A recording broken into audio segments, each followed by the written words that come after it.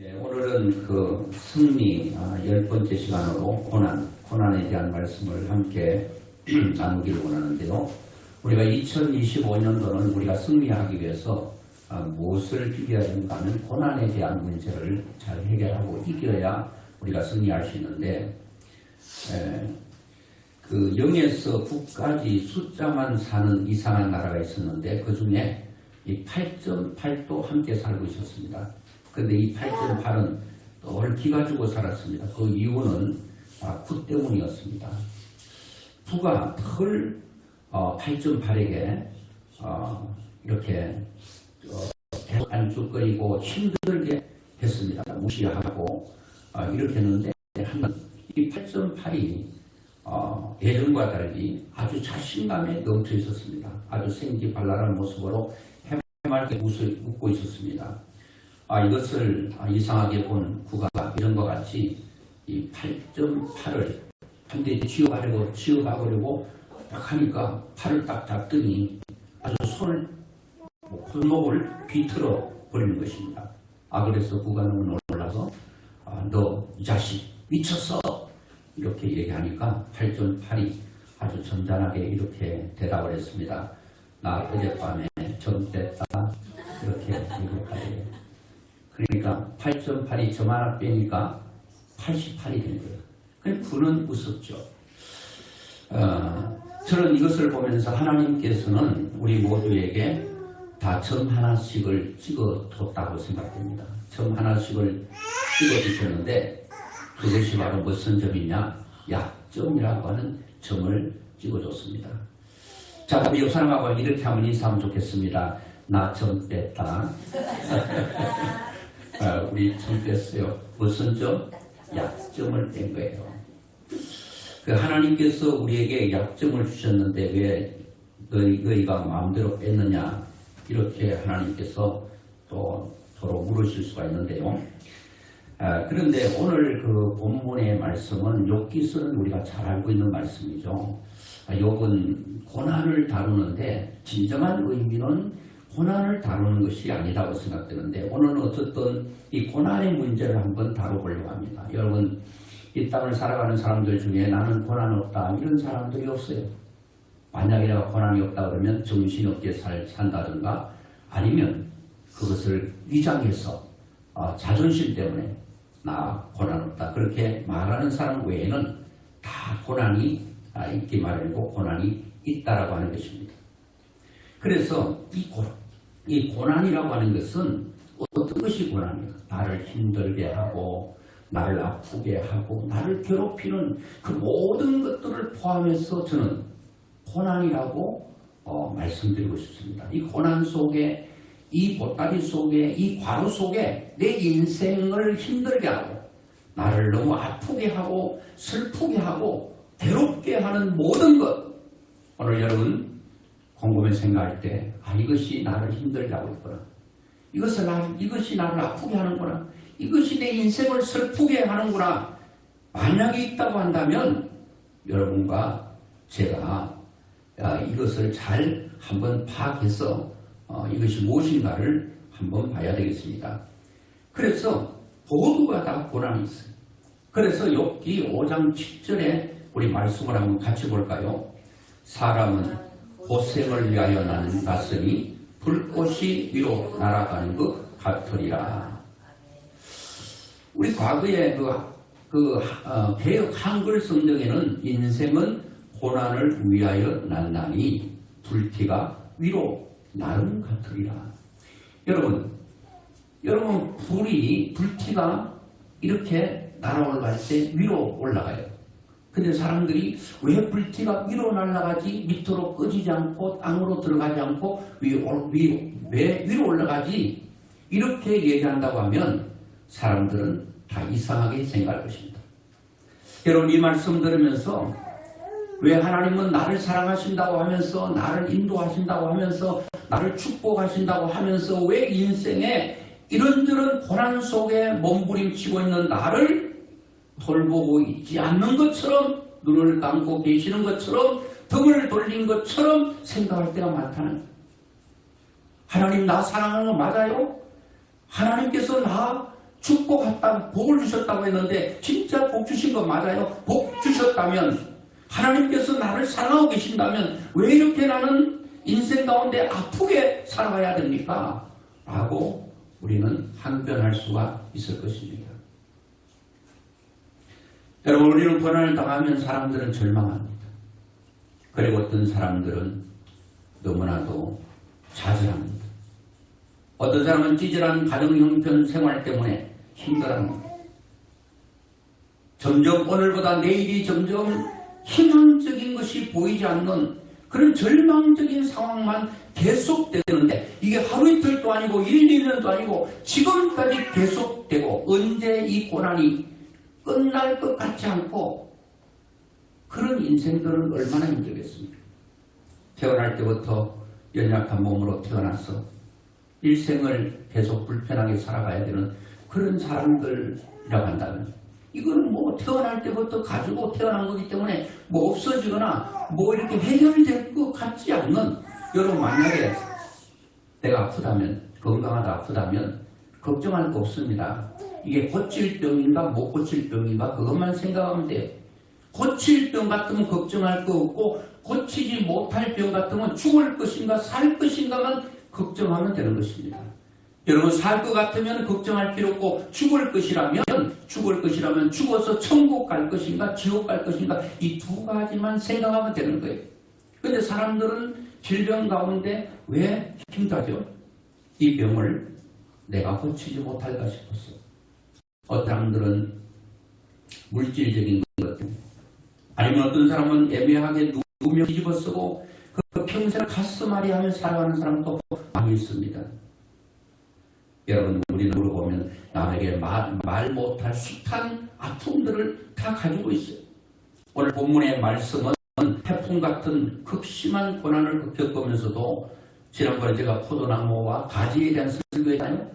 그 가지되는 우리가 포도나무 대신 하나님 앞에 달라붙고 있기만 한다면 우리는 어떤 고난 속에서도 승리할 수 있는데 욥이 바로 그랬습니다. 욥은 바로 포도나무의 가지였어요. 포도나무 대신 하나님 앞에 딱 접붙임되고 살다 보니까 어떤 고난이 온다 할지라도 이 욥은 그 고난을 잘 극복했던 것을 보게 됩니다. 저는 오늘 욥을 얘기하면서 욥의 고난은 그야말로 전천후적인 고난을 당했다 그렇게 볼 수 있어. 사람은 한 가지 고난만 당해도 힘드는데 여러분 전천후 고난을 당했다고 생각해 보세요. 욥기서 이야기 보면 욥은 그 땅에 살면서 아내와 그리고 7명의 아들과 3명의 아이 있었다. 그것만 있은 게 아니에요. 재산을 보면 목록을 보면 양 7천마리, 낙타 3천마리. 여러분 지금 이거를 우리나라 돈은 지금 돈으로 환산하면 어마어마한 부자인 거예요. 동방에서 최고의 갑부였으니까 요즘 뭐 갑부들이 좀 달라졌는데 과거에 뭐 록펠러, 빌 게이츠 이런 사람을 능가할 만큼 엄청난 재산을 가지고 있었어요. 그 당시의 재산은 바로 짐승들이었는데 그리고 소가 500상이었으니까 500결이니까 500상 1000마리죠. 암양이 500마리. 이렇게 모든 재산들을 관리하기 위해서는 또 많은 종들이 또 있었겠죠. 하지만 욥은 이 외적인 부유함뿐만 아니라 내적으로도 그런 흠잡을 데 없는 아주 정직하고 책임감 있는 사람이었습니다. 사회적으로 사람들에게 존경받는 사람, 그런데 무엇보다도 하나님의 기준에 합격한 사람입니다. 하나님께서 욥을 보시면서 욥을 인정하셨습니다. 이렇게 순전하고 죄에서 떠난 사람을 본 적이 있느냐? 그 정도로 하나님께서 인정해 주셨던 사람이 욥입니다.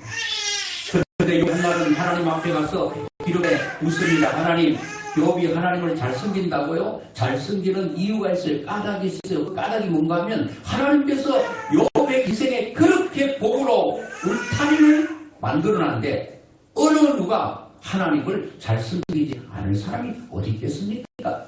그런데 하나님 욥 잘 섬긴다고 하나님 다 거두가 보세요.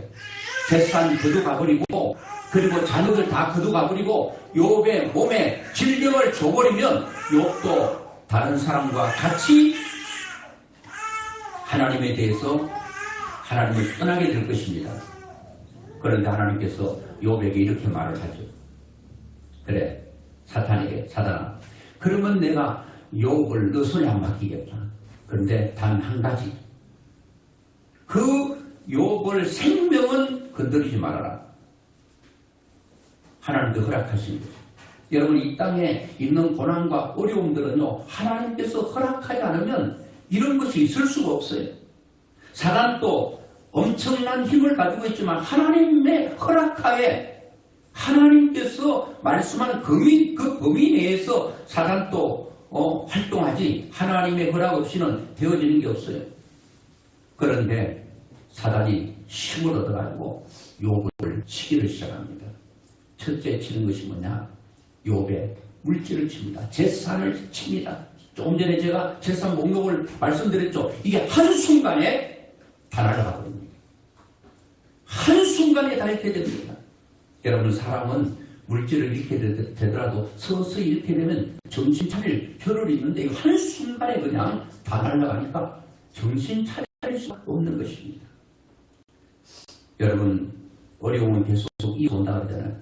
물밀던 밀던 파도처럼 이것이 끝나면 줄 알았는데 또다시 그보다 더 큰 파도가 잇따라오고 이것 끝나면 이제 잔잔할 것 같은데 잔잔하다가 또다시 더 크고 더 놀라운 파도들이 휩쓸고 가는 것처럼 물질을 다 잃었어요.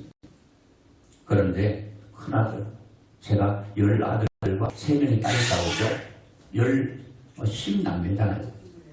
네, 10명의 그 자녀들, 큰아들 집에서 잔치를 하고 있는데 사방에서 동서남북에서 큰 대풍이 몰아쳐가지고 집이 안쪽으로 주저앉는 바람에 10명이 한순간에 죽고 맙니다. 여러분, 우리 인생에 고난해도 가장 아픈 고난, 자녀에 대한 아픔이 아니겠습니까? 부모 입장에서 보면 자녀가 아파하는 것, 이것보다 더 고통은 부모로서는 없는 것.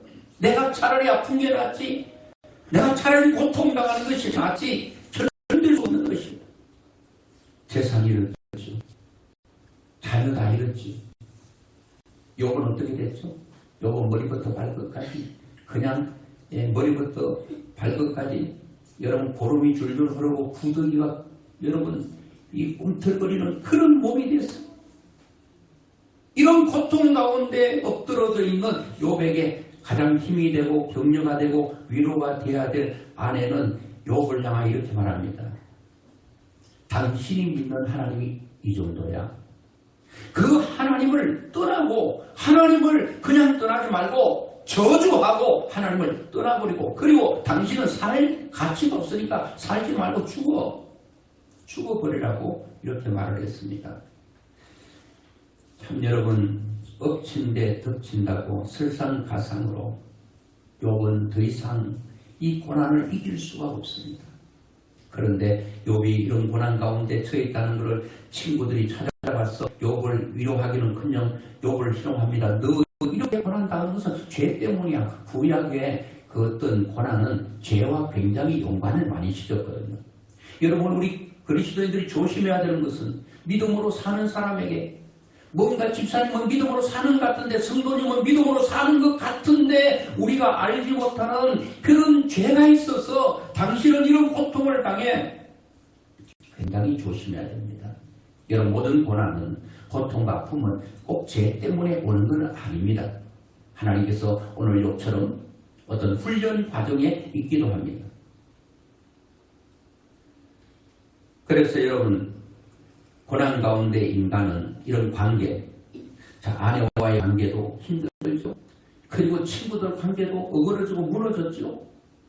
그런데 이 사람이 고난을 당하면요, 믿는 사람들, 믿지 않는 사람들은 제쳐놓더라도 믿는 사람들이 고난을 당하면 딱 두 가지로 반응합니다. 하나의 반응은 욥의 아내처럼 하나님을 향하여 욕하고 하나님을 향하여 원망하고 불평하고 짜증내고 내가 하나님을 이렇게 섬겼는데 왜 내 인생이 이렇냐고 하나님을 향하여 삿대질하는 사람들이 많습니다. 그리고 하나님을 떠나버려요.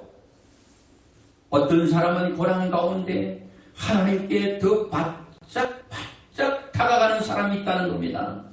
저는 시골에서 농사를 짓고 이제 그 지붕, 그 푸딩 가운데서 이제 알들이 이렇게 떨어져 있는데 그거를 키라고 하는 것으로 이게 바람을 일으켜가지고 이 알곡을 몇 개를 이렇게 골라내는 게 있어요.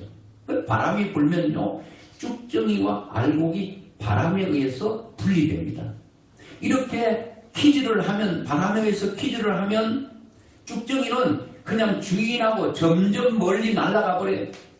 저 멀리 가버려, 사라져버려요. 떠나가버려요. 그런데 여러분, 알곡은 이렇게 키질을 하면 이 알곡들이 주인에게 바짝바짝 주인에게 다가오는 거예요.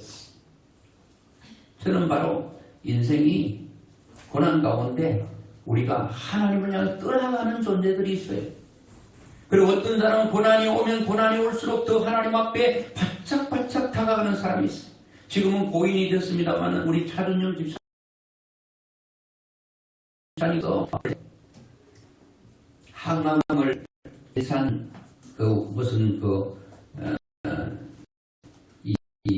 병 가고 항암을 한 33차례 33번 정도 더 받았어요.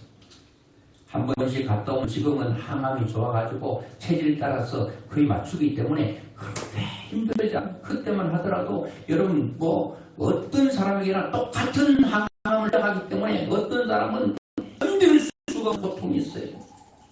그런데 그 집사님도 늘 항암을 맞고 그 이튿날 일어날 수도 없는데 늘 새벽기도 오셨어요. 그리고 한날 저에게 이렇게 말하는 거예요. 목사님, 제가 만약에 이 몹쓸병이 걸리지 않았다면 제 믿음이 이렇게 깊이 있게 가질 수 있었을까? 그리고 제가 하나님과 이렇게 가까이 다가갈 수 있었을까? 이 암은 나를 힘들게 하고 고통스럽게 하고 이 고난은 나를 굉장히 견디기 힘들 정도로 나를 힘들게 하지만 이것 때문에 하나님과 엄청 가까워졌다는 거예요. 목사님, 저에게 하나의 행복이 뭔지 아세요?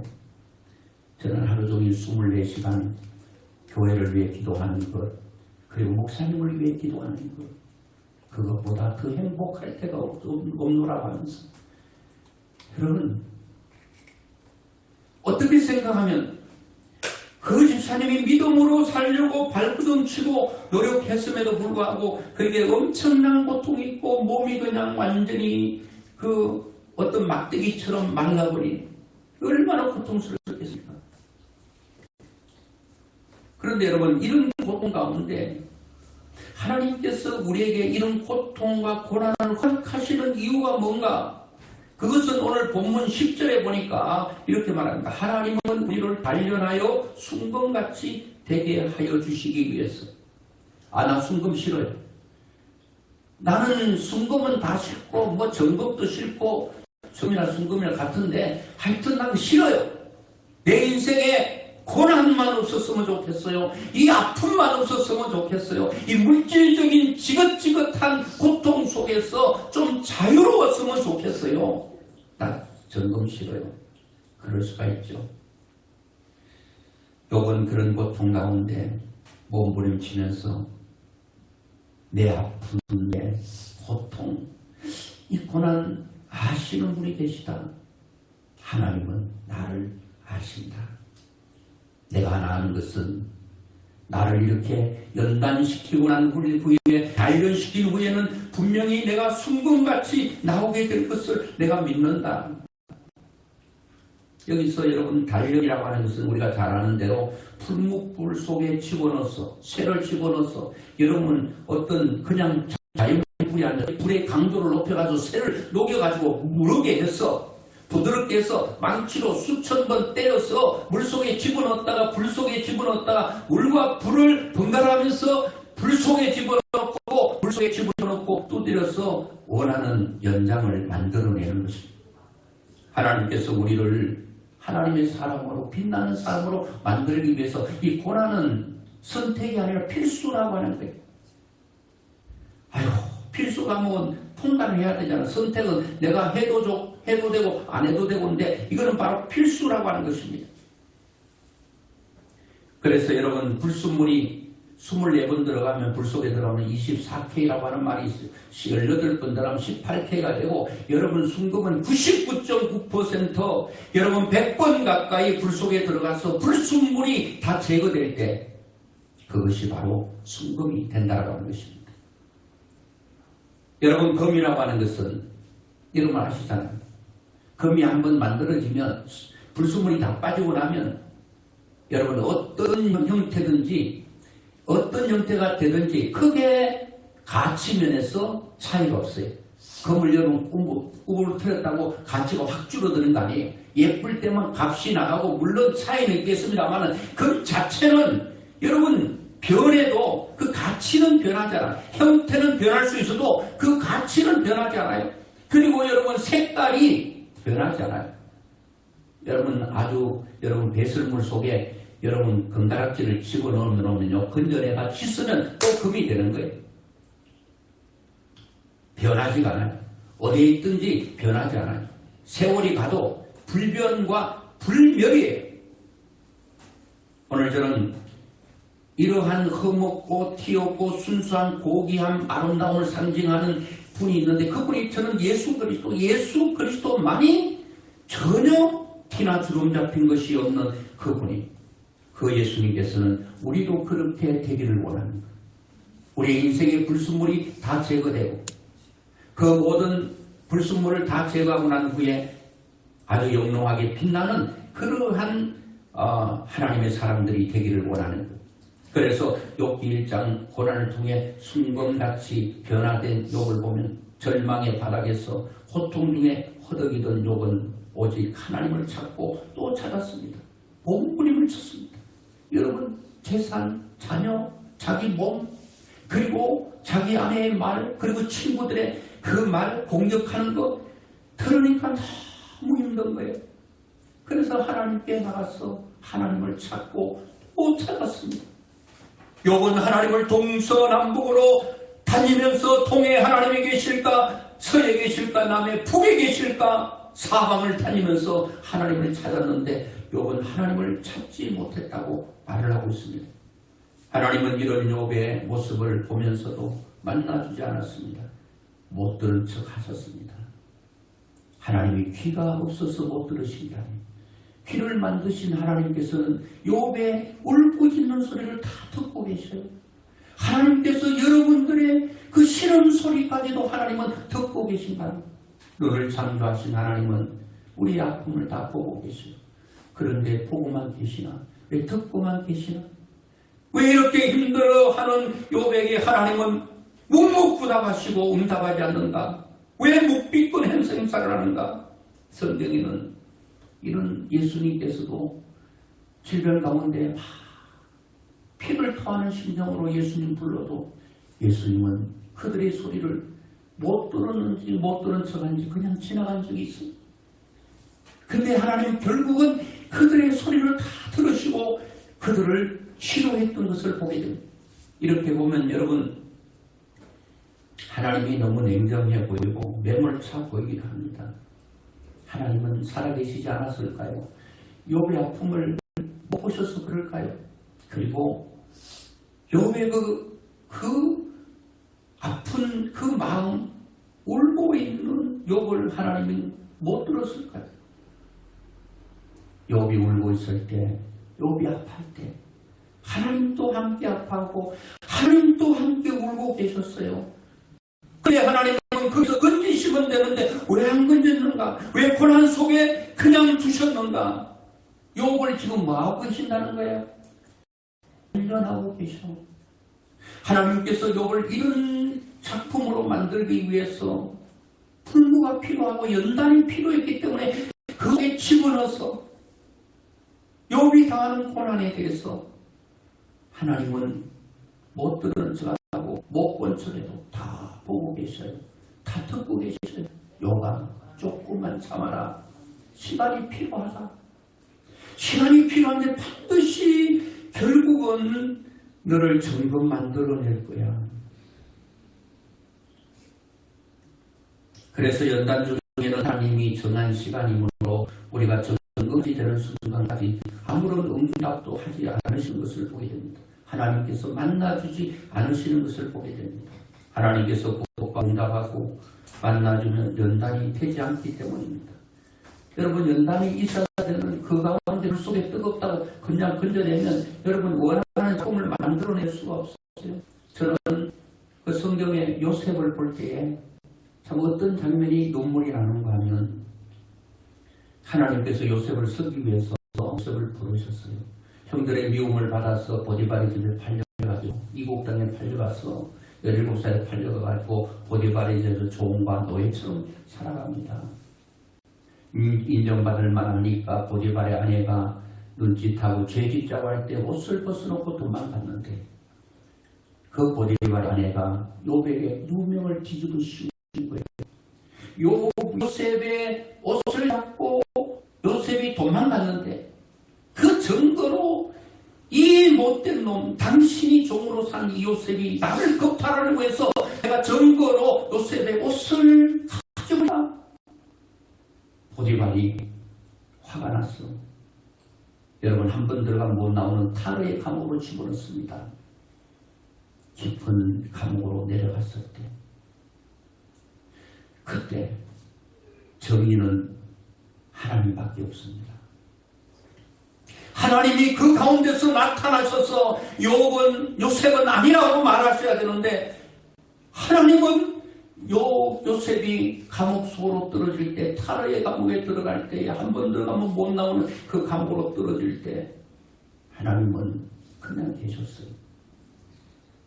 저는 그 대목을 볼 때마다 눈물이 흘러요. 진짜 정의는 하나님 한 분뿐인데 정의이신 분이 눈을 감고 입을 막고 계신 그 감옥으로 떨어졌을 때 하나님께서 이런저런 고난과 연단의 세월이 흘러 17년의 세월이 흘렀어요. 그 뒤에 요셉이 30세 될 때에 최고의 나라인 애굽의 총리 대신을 하나님께서 세우시고 요셉 한 사람 때문에 얼마나 많은 사람이 죽음 가운데서 살아났습니까? 한 개인이 살아난 게 아니에요. 한 가족이 살아난 게 아니에요. 한 민족이 살아나는데 애굽이라고 엄청난 나라 사람들이 다 살리는 역사가 일어났다는 거예요. 여러분, 이런 내용은 다 마찬가지예요. 이것은 여러분 요셉뿐만 그렇겠습니까? 모세도 왕궁에서 40년 잘 살았죠. 그런데 여러분, 잘하려고 하다가 그냥 어려운 땅에서 미디안 광야 40년에 들어갔어.